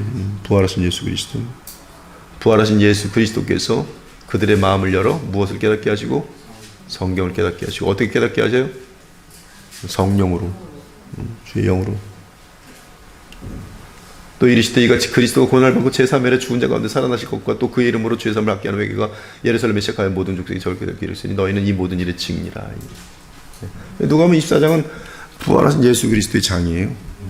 그래서 거기는 계속 반복적으로 구약에 있는 모든 내용이 나를 가르친 것이다라고 여러 차례 말씀하세요. 엠마로 하는 제자들에게 말씀하시고, 또 이제 모여있는 자들이 있을 때 그들에게 지금 이 요한복음과 함께 볼 때는 이제 지금 이제 영으로는 고기를 먹을 수 없으니까 고기를 먹는 거, 빵도 먹고 그러시면서 이제 그들에게 이 시편과 모세와 시편과 선자 세 가지를 얘기할 때는 이 다 구약이거든요. 구약의 모든 것이 나를 가리켜 말씀하신 것이라. 계속 반복적으로 해요. 즉 구약 전체는 예수 그리스도를 가리켜 말씀하신 것이. 볼지어다 내가 아버지께서 약속하신 것을 너에게 보내리니, 이게 마지막 말씀이에요. 사복음서에 너희는 위로부터 능력으로 입혀질 때까지 이 성에 머물라. 이 성이 어디입니까? 예루살렘이에요. 능력은 뭡니까? 하나님 나라 실제예요. 하나님 나라가 구약에서는 상징적으로 묘사됐어요. 그리고 다윗에게는 하나님 나라가 다윗의 그 씨를 통해서 이 땅에 이루어질 영원히 멸하지 않는 나라, 이 땅에 서게 되는 나라, 그렇게 됩니다. 그것이 하나님 나라예요. 근데 그 하나님 나라 실제가 이제 능력과 함께 임하는 것이죠. 거룩의 실제죠. 진리와 사랑, 은혜의 실제입니다. 세상과 마귀와 죄를 이기는 능력이, 그리스도의 형상을 닮아가는 생명의 능력이, 영적으로 죽은 자를 살림으로 하나님 나라를 확장시키는 능력이, 성령의 주된 사역은 바로 이 능력을 그리스도인들에게 주심으로, 그 능력으로 이 세상에서 그리스도를 나타내고 그리스도의 향기가 되는 것이. 24장 50절에 보니까 예수께서 그들을 데리고 베다니 앞까지 나가서 손을 들어 그들에게 축복하시니, 이 베다니는 예루살렘 성에서 3.2km 정도 떨어졌어요. 감람산은 예루살렘에서 1.2km, 즉 안식일의 거리예요. 즉 안식일 이 율법에 의하면은 이 안식일에 걸을 수 있는 거리가 1.2km 정도뿐이 안 돼요. 그게 이제 이 내용들을 알지 못하면 이제 번역을 이상하게 해버리는데요. 사도행전 당장 1장에 딱 들어가면 바로 그곳은 안식일에 갈 만한 거리다. 안식일에 가니까 안식일 날인가? 아니에요. 예수께서 부활하신 날은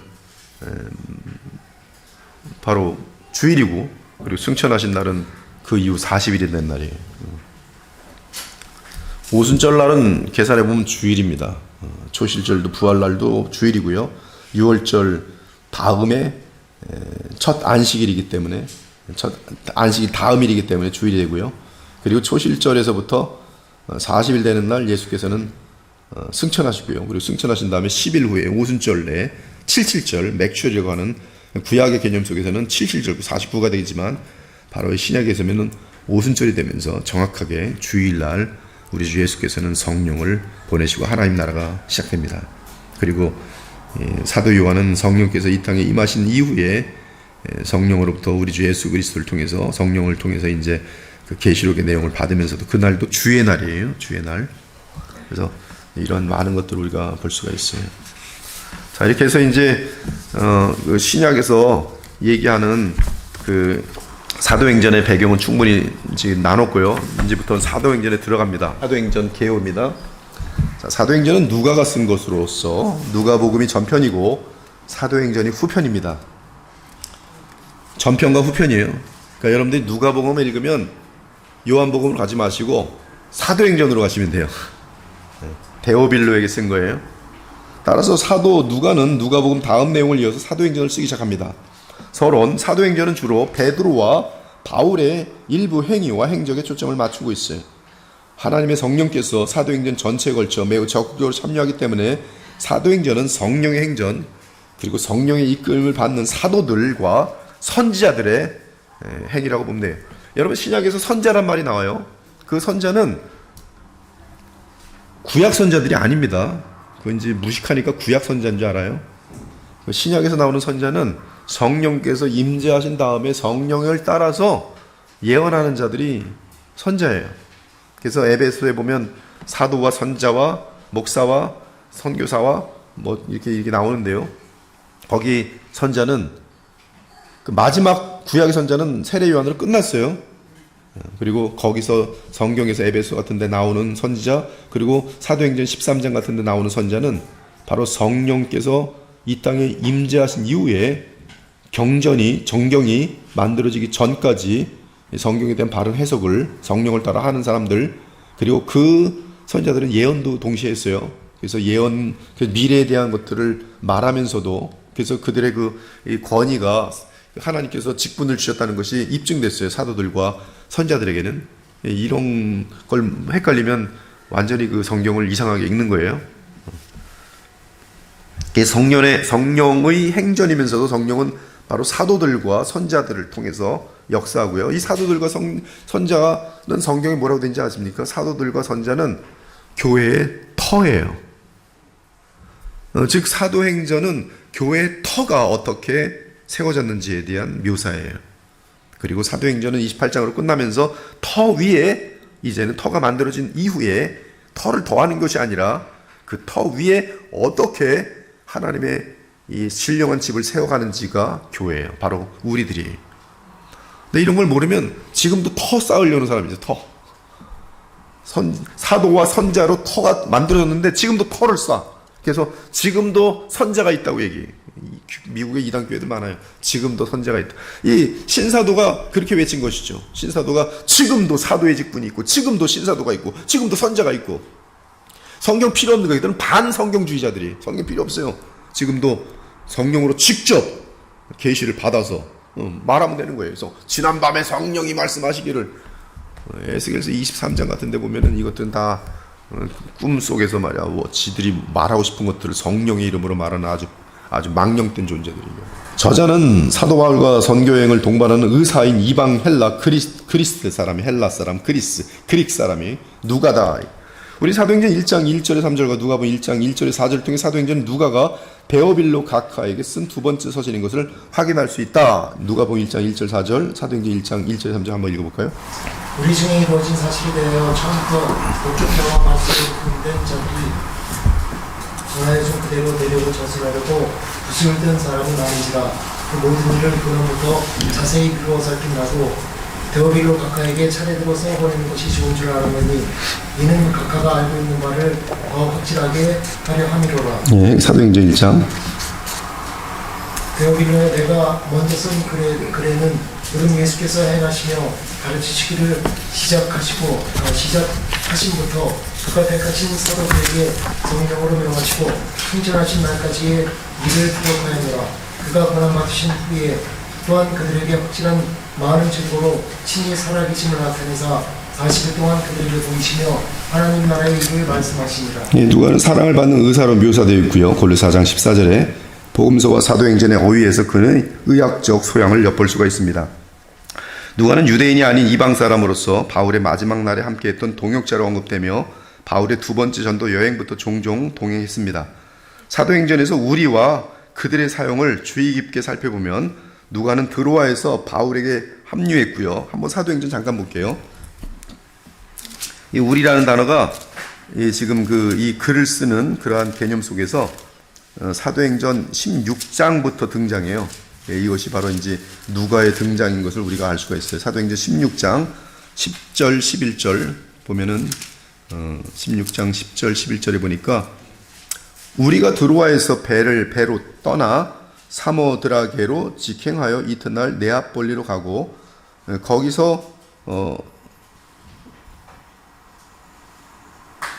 여기서부터 보면 이제 정확하게 누가는 드로아에서 바울에게 합류한 것이 나오고요.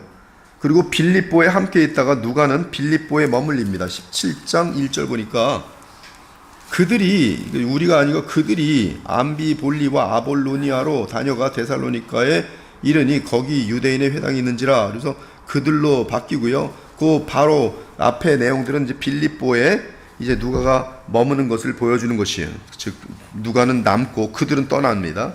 나중에 바울이 드로아로 가는 길에 빌립보에서 다시 누가를 만나서 함께 떠나는 것을 볼 수 있는데요. 20장 1절에 6절이에요.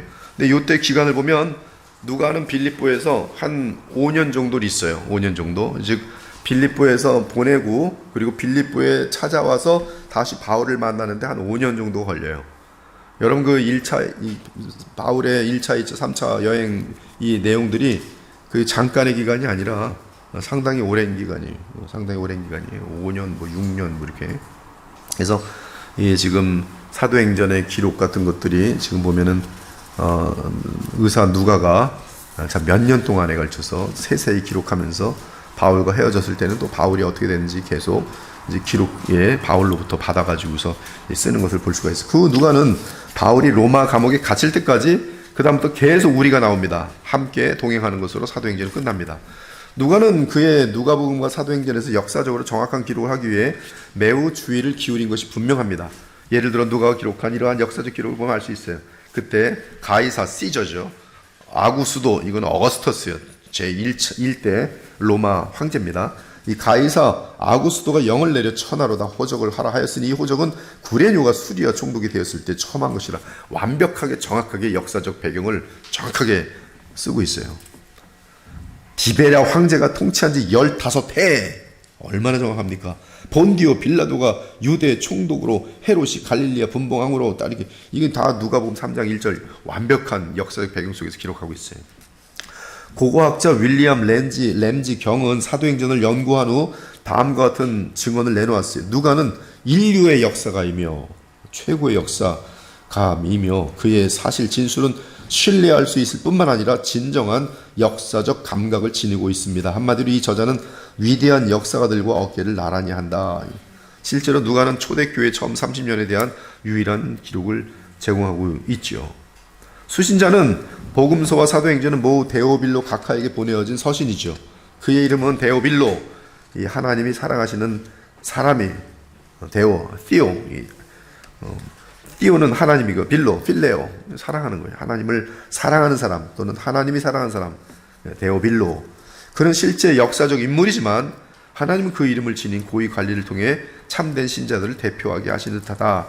기록 시기와 장소는 이제 로마에서 재판을 기다리며 가택 연금 중에 있는 바울의 모습으로 끝난다. 사도행전 28장 16절과 30절에 31절의 내용이에요. 즉 사도행전은 바울이 이제 네로에게, 그 당시 네로예요, 재판을 받고 석방되기 전에 쓰인 것을 알 수 있다. 시저에게. 바울이 로마에 처음 수감된 때는 주 60년에서 62년이다. 이 책이 바울이 석방되기 직전이나 직후에 쓰였다면 주 63년경에 로마에서 쓰였을 가능성이 높다. 사도행전을 쓴 목적, 앞서 언급했듯이 복음서와 사도행전의 원래 목적은 공적인 힘을 가진 데오빌로 각하가 예수님과 사도들에 대해 바르게 알 수 있도록 도움을 주기 위한 것이다. 그러나 주의 성령으로 감동되고 보존된 사도행전은 하나님의 섭리에 의해 정경에 포함되면서 주의 몸된 교회에 주신 하나님의 계시가 되었다. 이 책의 내용은 교회 설립과 초기 성장을 기록하고 있으며 성령의 역사로 인한 회심 사건들을 기록하고 있다. 초대 교회에서의 사도들의 역할을 기록하고 있고 신약 성경의 서신들의 역사적 배경을 제공한다. 또한 로마서부터 요한계시록에 이르기까지 사도행전의 역사적 기록에 담긴 사람들 이름, 장소, 사건들이 언급된다. 사도행전이 없었다면 마태, 마가, 누가, 요한 등이 요한복음이 기록된 이후 그 다음에 무슨 일이 일어났을까라는 질문에 만족할 만한 답을 얻지 못했을 것이다. 아무튼 가장 중요한 것은 사도행전은 어떻게 교회의 터가 세워졌는지를 보여준다. 굉장히 중요한 얘기를 했어요. 사도행전은 교회의 터가 어떻게 세워졌는지를 보여준다. 에베소 2장 20절, 너희는 사도들과 선지자들의 터 위에, 사도들과 선지자들의 터 위에. 사도들과 선지자들은 사도행전에 등장해요. 사도행전에 사도시대에 등장해요. 바울이 활동하던 시대. 그리고 이들이 죽으면 끝나는 거예요. 교회 터는 서는 거예요. 그리고 예수님은 모퉁이 돌이에요. 그리고 여러분은 베드로 전서에 의하면 이제 그 위에 터와 모퉁이 돌 위에 신령한 집을 쌓는 사람들이. 터를 만들려고 그러면 안 돼요. 여러분들은 선지자들이 아니에요. 사도들이 아닙니다. 신사도들이 아니에요. 신사도도 뭐라 그랬어요? 그 무슨 그 이걸 놓쳤기 때문에 교회는 능력이 사라졌다 그래서 맨날 귀신 내쫓고. 근데 귀신 내쫓는 것들이 보면은 돈은 횡령하고 항상 음란죄가 있고요. 문제가 많아요. 여기 보면은 그의 안에서 주안의 성전이 되어가고 너희도 성령 안에서 하나님의 것을 처소가 되게 하여 그리스도 예수 안에서 함께 지어져 가느니라. 이 터 위에 예수님을 모퉁이 돌로 하여 서로 지어져 가는 거예요. 또한 예수께서는 하나님의 어린 양으로서 십자가 성령을 치르심으로 부활 승천하셔서 영광을 얻으셨다. 이는 하나님 나라 공식적으로 이 땅에 임하게 된 것을 뜻하고 이를 위해 성령께서 공식적으로 이 땅에 오심을 의미한다. 이로써 구약에서의 만민을 향하는 하나님 나라와 만민에게 부어지는 성령의 역사가 성취된다. 이것이 이제 요엘서에 담긴 만민에게 성령이 임하는 것, 또 하나님 나라가 이 모든 사람에게, 즉 어떤 왕이나 대제사장이나 선지자들에게 임하는 정도가 아니라 누구든지 종과 또 왕이든 누구든지 간에 임하는 그런 현상이 바로 예수께서 보내시는 성령, 즉 저 만민을 향하여 하나님의 주의 성령이 부어지는 현상이 바로 구약의 예언의 성취인 것이, 요엘서의 성취인 것이. 그러므로 우리는 사도행전에서 이 땅에 공식적으로 세워지는 하나님 나라와 그 나라에 속한 교회들, 그리고 새 언약인 복음의 전파, 특히 성령께서 만민에게 부어지는 역사를 보게 된다. 그리고 전 세계로 나아갈 교회의 터가 완성된 것을 알려준다. 이 교회의 터는 동시에 이제 정경으로 이제 성경은 완성되는 것으로 끝납니다. 그 내용은 이제 요한복음의 내용들인데 이건 다 다뤘기 때문에 넘어가고요. 이 책의 주제, 이 책은 예루살렘에서 시작하여 로마에서 끝난다. 그 당시는 로마가 모든 세계를 연결하는 이 중간의 허브였어요. 허브. 로마에 복음이 딱 들어지고 하는 순간에 이제 로마로부터 이제 복음이 전파되기만 하면 그들은 이제 전 세계로 다 흩어지면서 또 전파하도록 돼 있어요. 성령의 인도하심을 받은 사도들과 다른 여러 그리스도인들의 사역을 통해 지중해 전역에 주님의 교회가 설립되고 성장하는 과정을 묘사한다. 우리는 사도들의 설교를 읽을 수 있으며 그들이 또 이르시되 너희는 온 천하에 다니며 만민에게 복음을 전파라. 믿고 세를 받는 사람은 구원을 얻을 것이요 믿지 않는 사람은 정죄를 받으리라는 지상 명령을 수행할 때, 이것은 예수님께서 이 땅에 몸으로 계실 때 말씀하신 명령인데요, 그 명령을 수행할 때 발생하는 회심 사건들을 접하게 된다. 우린 지역교회가 어떻게 설립되었는지, 그리고 그들의 사역과 예배, 조직에 대해 배운다. 그러나 무엇보다 우리는 십자가에서 속량하시고 부활하신 살아계신 주 예수님의 증인이 되는 사명을 받은 사람들의 믿음과 노력을 보게 된다. 여기 믿음과 노력, 참 아름다운 말인 것 같아요. 믿음이 함께할 때 우리의 노력이 반드시 동반하도록 돼 있어요. 참 믿음일 때 그러하죠. 따라서 이 책의 주제는 한마디로 요약될 수 있다. 십자가에 죽으시고 부활하신 하나님의 아들 주 예수 그리스도를 위한 증인이 되라. 핵심 구절 다 같이 읽습니다. 시작.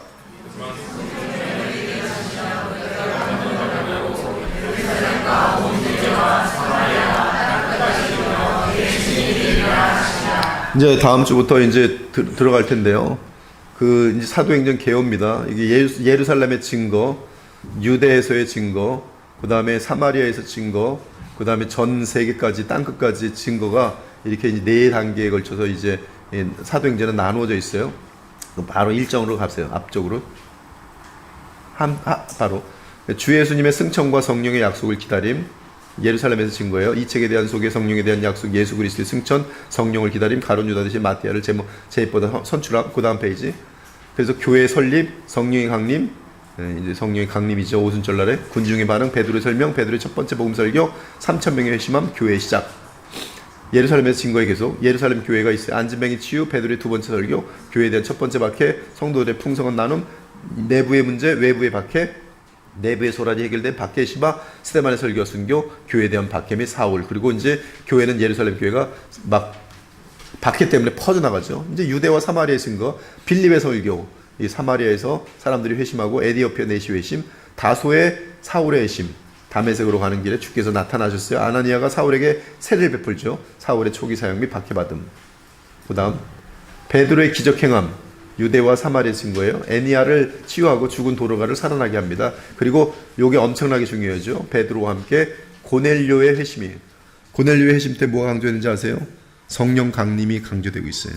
즉 사도행전 2장의 성령 강림이 이방인 나라에도 드디어 임한 것이 강조돼요. 그 강조가 뭐로 표현됩니까? 방언이에요. 사도행전 2장에서 가장 중요한 단어는 뭐냐면 바람과 불과 방언이에요. 그것이 성령의 강림의 특징이에요. 그리고 고넬료 때도 방언과 함께 그들은 조금도 의심하지 않아요. 이들에게도 성령이 임하였다. 즉 요엘서의 약속대로 만민에게 주의 성령이 임하는 분명한 약속의 성취예요. 그래서 그들은 조금도 이 방언하는 지금 이 로마 사람들을 보면서 로마 백부장이죠. 그들에게 세례를 베풀어요. 그리고 이 내용을 가지고 바로 예루살렘 가서 이제 베드로가 다 변명하죠.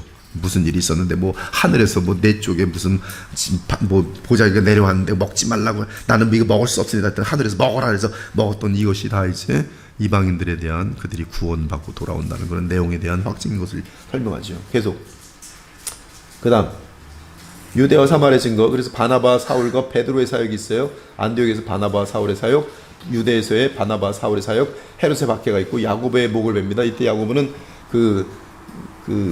저기죠. 그 요한의 형, 요한의 브라더의 그 야고보고요.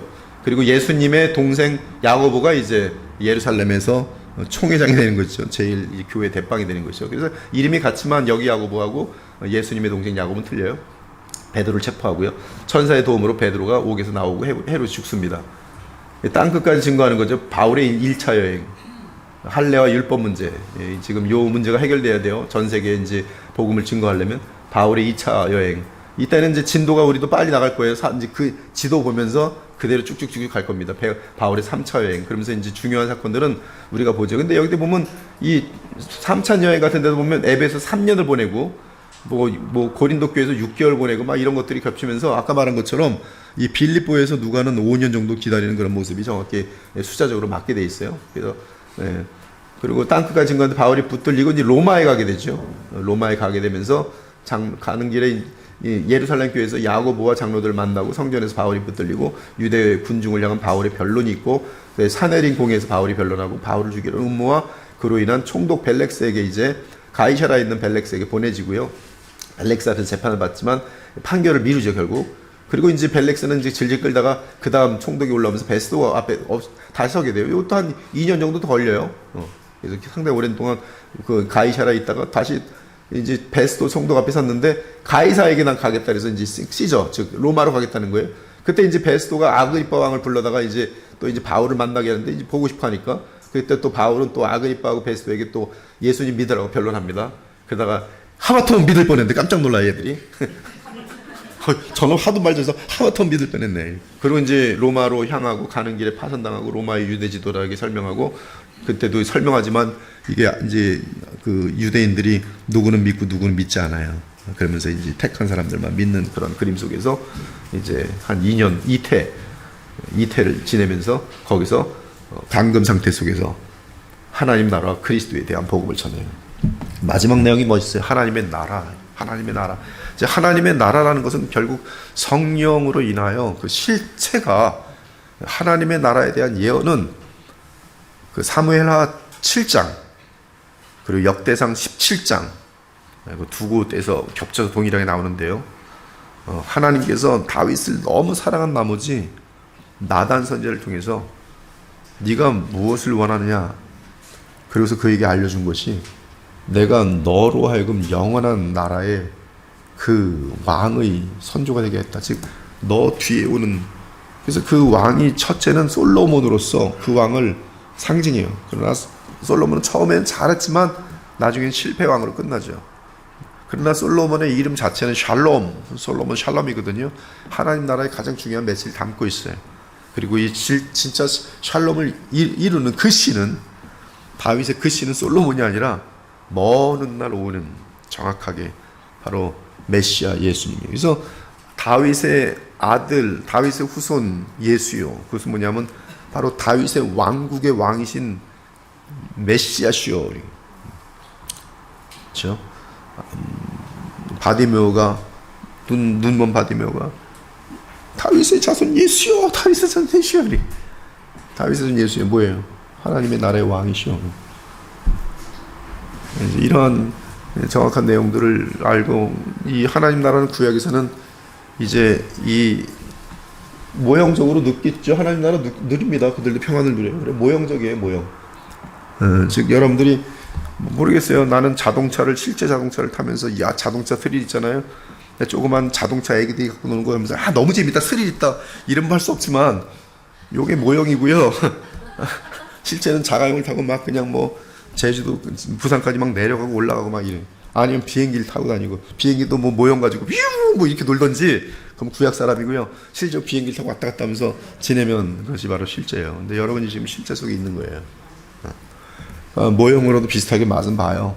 그게 구약 사람들이었지만 여러분들은 그 실제를 지금 누리고 있으니 얼마나 복받은 사람들이지. 네, 이런 복을 받으면 무엇이 문제인지 아십니까? 책임이 크다는 거예요. 책임이 더 커요. 예수님 몰랐어요. 저는 그렇게 큰 특권이 있었는지 몰랐어요. 너 성경은 봤냐? 성경에 그런 내용이 있었던가요? 성경을 달달달 읽으셔야죠. 어떻게든지 찾아내셔야죠. 구약과 신약의 차이가 뭔지를 아셔야죠. 다시 한번 말씀드립니다. 이 땅에 너무나 허다한 교회들이 구약교회예요. 구약처럼 11조 하면서 돈 벌려고 그러고, 구약처럼 장수하려고 그러고, 구약처럼 이 세상의 복을 얻으려고 그러고, 그건 다 구약 개념이에요. 신약에서는 예수께서는 바로 복의 개념 바꿔버리세요.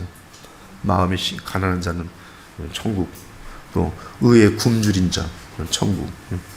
그래서 우리는 이러한 이제 예수 그리스도 안에서 정말 하나님의 나라를 누릴 수 있는 그런 사실을 놓치지 않으시면서 다 했죠? 다 했죠? 다음에는 이제 1장 바로 들어가도록 하겠습니다. 마치겠습니다. 하나님 감사합니다. 오늘 또 이렇게 사도행전을 서론을 잘 마쳤습니다. 이렇게 잘 마치게 도와주셔서 감사합니다. 이제 다음부터 본문에 들어가서 원어로 말씀을 대할 때 주의 성령께서, 우리 주 영광의 그리스도께서 우리의 눈을 열어주셔서 성경을 바르게 알 수 있도록 역사하실 생각을 하니 너무나 감사합니다. 주님이 아니시면 누가 성경을 바르게 열어서 깨달을 수 있게 하겠습니까? 저희들 사랑하신 줄 믿습니다. 우리의 눈을 열어주셔서 성경을 통해서 우리의 수건을 다 벗겨내시고 성경 안에서 하나님이 원하시는 그런 아름다운 참된 진리를 보면서 우리가 그 새언약 시대의 특권으로 하나님이 원하시는 그 자리까지 넉넉히 성장하고 또 그 역사를 나타낼 수 있는 그런 120명의 문도와 같은 그러한 이 시대의 구루터기와 같은 하나님의 제자들이 다 될 수 있도록 인도하여 주시옵소서. 돌아가시는 발걸음에 주의 은혜가 차고 넘칠 수 있길 바라며 예수 그리스도의 이름으로 기도합니다. 아멘.